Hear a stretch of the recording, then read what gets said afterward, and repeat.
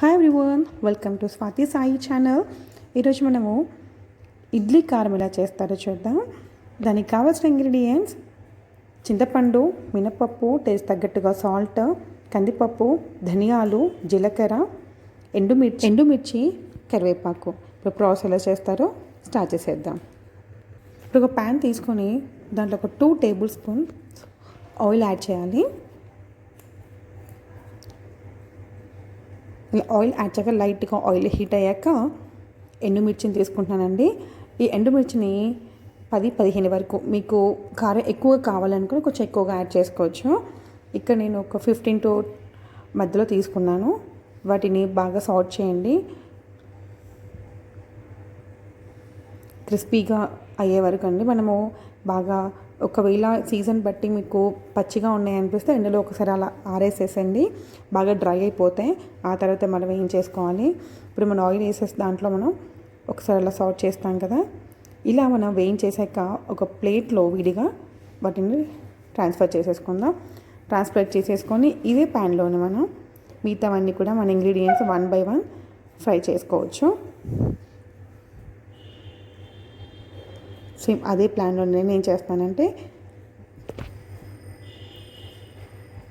మళ్ళీ ఇంకా ఆయిల్ ఏం యాడ్ చేసిన అవసరం లేదండి. దీంట్లోనే 1/2 కప్పు కన్నా కొంచెం తక్కువగా కందిపప్పుని వేసి ఫ్రై చేస్తున్నాను.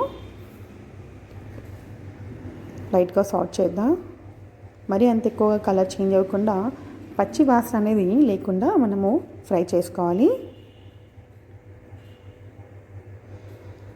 లైట్గా కలర్ చేంజ్ అవుతున్నప్పుడు మనం మినపప్పు యాడ్ చేసుకుందాం.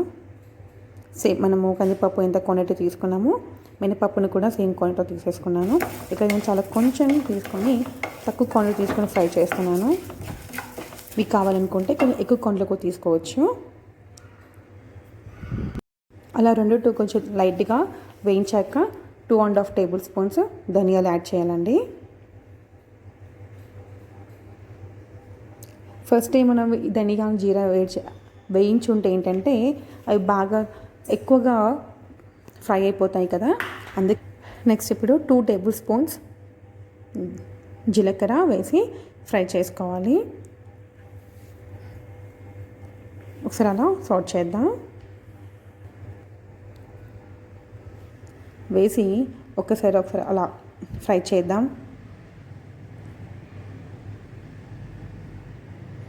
ఇలాగ దోరగా వేయించేసుకుందాం. ఈ కారపొడి హెల్త్కి చాలా మంచిదండి. సో ఇక్కడ లైట్గా ఫ్రై చేసుకున్నాం కదా,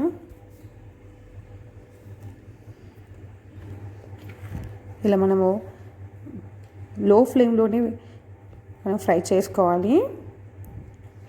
ఇలా ఫ్రై చేసిన తర్వాత 1 కప్, లేదంటే మీ పిడికలు ఉంటుంది కదండి, ఒక పేస్ట్ అన్ని కరివేపాకు లీవ్స్ని మనం యాడ్ చేయాలి.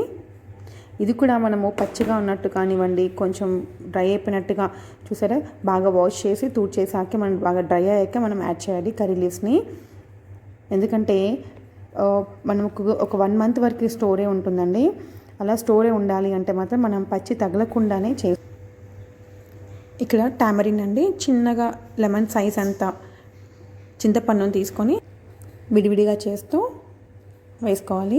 ఒకేసారి వేసుకోవడం వల్ల సరిగ్గా ఫ్రై అవ్వదు.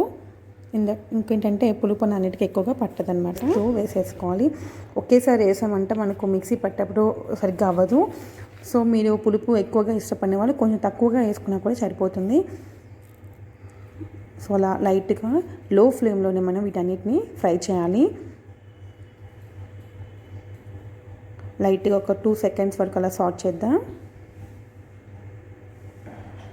కర్రీ లీవ్స్ చూసారు కదా, మనకి కరివేపాకు అనేది చూడండి 2 హ్యాండ్స్తో అలా చేస్తే విరిగేలాగా ఉండాలి, పొడి పొడిగా ఉండాలి. సో ట్రై చేసి చూద్దాం. చూసారా, ఈజీగా మనకు పీసెస్ అయిపోతుంది. సో అలా ఉంటే ఏంటంటే మనకి కరివేపాకు అనేది బాగా, ఎందుకంటే కర్రీ లీవ్స్ వల్ల ఆ పౌడర్ అనేది మొత్తం కొంచెం ఎక్కడ ఒక్క వాటర్ డ్రాప్ ఉన్నా కూడా మనకి ఓవరాల్గా స్పాయిల్ అయిపోతుందండి. మనకి ఎక్కువ స్టోర్ నిల్వ ఉండదు, బూజు వచ్చే ఛాన్సెస్ చాలా ఎక్కువగా ఉంటాయి. సో అందుకని మనం కొంచెం వాటర్ లేకుండా చూసుకోండి. ఇంపార్టెంట్ ఇంగ్రీడియంట్స్ మెయిన్ వచ్చేసరికి మనకి ఎక్కువ ఛాన్సెస్ కరివేపాకు వాష్ చేసి సడన్గా అలా వేసేస్తూ ఉంటారు. డ్రైన్ అంతా వాటర్ అనేది డ్రైన్ అయిపోయాయి కదా అని చెప్పేసి వేసేస్తూ ఉంటారు. అలా చిన్న చిన్న మిస్టేక్స్ అనేది కొంచెం ఎక్కువ ప్రాబ్లం క్రియేట్ చేస్తుంది మనకి. సో ఒక్క దగ్గర మనం కొంచెం కేర్ఫుల్గా ఉండాలి. సో ఇలా అన్నిటినీ లో ఫ్లేమ్లో చింతపండు వేసాక కూడా వేయించేసాక ఇప్పుడు మనము ఫస్ట్ మనము పక్కన పెట్టేసుకున్నాం కదా ఎండుమిర్చిని, అది మనం ఇక్కడ యాడ్ చేసుకుందాం. ఇలా యాడ్ చేసుకున్న దానికి ఇప్పుడు మనము వెల్లుల్లి రెబ్బలండి, ఇక్కడ నేను ఆల్మోస్ట్ ఒక 10 వరకు వేస్తున్నాను. పచ్చివేనండి ఇవి, రావే. ఎక్కడనో ఆయిల్లో వేయించినవి కాదు, జస్ట్ పచ్చివి. అలా వెల్లుల్లి రెబ్బలు ఫ్రెష్గా ఉన్న వెల్లుల్లి రెబ్బలు తీసి వేసేసుకుందాం. దీన్ని వాష్ చేయాల్సిన అవసరం కూడా లేదు, జస్ట్ క్లాత్ రబ్ చేసి మాత్రమే తుడిచి మాత్రం వేయండి. ఇప్పుడు టేస్ట్కి తగ్గట్టుగా సాల్ట్, ఇక్కడ నేను 1 స్పూన్ వేసాను సాల్ట్. మీకు కావాలి అనుకుంటే టేస్ట్ తగ్గట్టుగా సాల్ట్ యాడ్ చేసుకోండి. ఈ ప్రాసెస్ని మొత్తాన్ని ఒక జార్లో వేసి పౌడర్ చేసుకొని వెంటనే మనం గాలి సీసాలో స్టోర్ చేసుకోవద్దండి. ఒక ప్లేట్ తీసుకొని దాంట్లో వేసి అలా గాలికి వదిలేసేయండి. దాంట్లో ఉన్న హీట్ మొత్తం వెళ్ళిపోతుంది. తర్వాతే మనం ఒక గాలి సీసాలో స్టోర్ చేసుకోవాలి. ఇలా స్టోర్ చేసుకుని మనకు 20 to 30 days ఈజీగా స్టోర్ అయి ఉంటుందండి. మీకు ఎక్కువ రోజు స్టోర్ ఉండాలి అనుకుంటే మాత్రం ఫ్రిడ్జ్లో పెట్టేసుకోండి. ఈ కారపొడి మనకి ఇడ్లీలోకి బాగుంటుంది, దోశలోకి అండి. వేడివేడి అన్నంలో నెయ్యితో సర్వ్ చేసుకుంటే ఇంకా చాలా టేస్టీగా ఉంటుందండి. ఇందులో మనము పచ్చి వెల్లుల్లి రెబ్బలు కూడా వేసాం కాబట్టి హెల్త్ పరంగా చిన్నపిల్లలకు కూడా చాలా హెల్తీగా అండి. ఈ రకంగా పౌడర్ చేసేసి చాలా ఈజీగా తింటారండి. ఇక్కడ మనం పప్పు దినుసులు కూడా వేసాం కాబట్టి చాలా న్యూట్రిషన్ ఫుడ్ అని చెప్పుకోవచ్చు. ఇది చిన్నపిల్లలు కూడా ఇష్టంగానే తింటారు. సో ట్రై చేసి చూడండి. ఒకవేళ మీకు వీడియో నచ్చినట్లయితే మీ ఫ్యామిలీ మెంబర్స్కి, ఫ్రెండ్స్కి షేర్ చేయండి. ఈ కారపొడి మనం బయట చూసినట్టయితే కొంచెం రెడ్ కలర్లో ఉంటుందండి. దాంట్లో ఏంటంటే బయట మనము ఇడ్లీ దోశలలో చూసినప్పుడు, రెస్టారెంట్లో చూసినప్పుడు కానివ్వండి, అక్కడ రెడ్ కలర్లో ఉంటుంది. వాళ్ళు అక్కడ మనకి కొంచెం కారం యాడ్ చేసి మిక్స్ చేస్తారు. మిక్సీ పట్టులో కొంచెం కారం యాడ్ చేస్తారు. సో అలా కావాలనుకుంటే మీరు కొంచెం కారం కూడా యాడ్ చేసుకోవచ్చు. అక్కడ రెడ్ చిల్లీ వేసాం కదా మనం, ఆ ఎండుమిర్చిని కొంచెం తగ్గించుకొని కొంచెం కారం యాడ్ చేసుకోవాలి. అప్పుడు మీకు రెడ్ కలర్లో ఉంటుంది. సో ఈ వీడియో మీకు ఒకవేళ నచ్చినట్లయితే please subscribe our channel, click on the like button, and thank you for watching. Meet you in the next video. Thank you.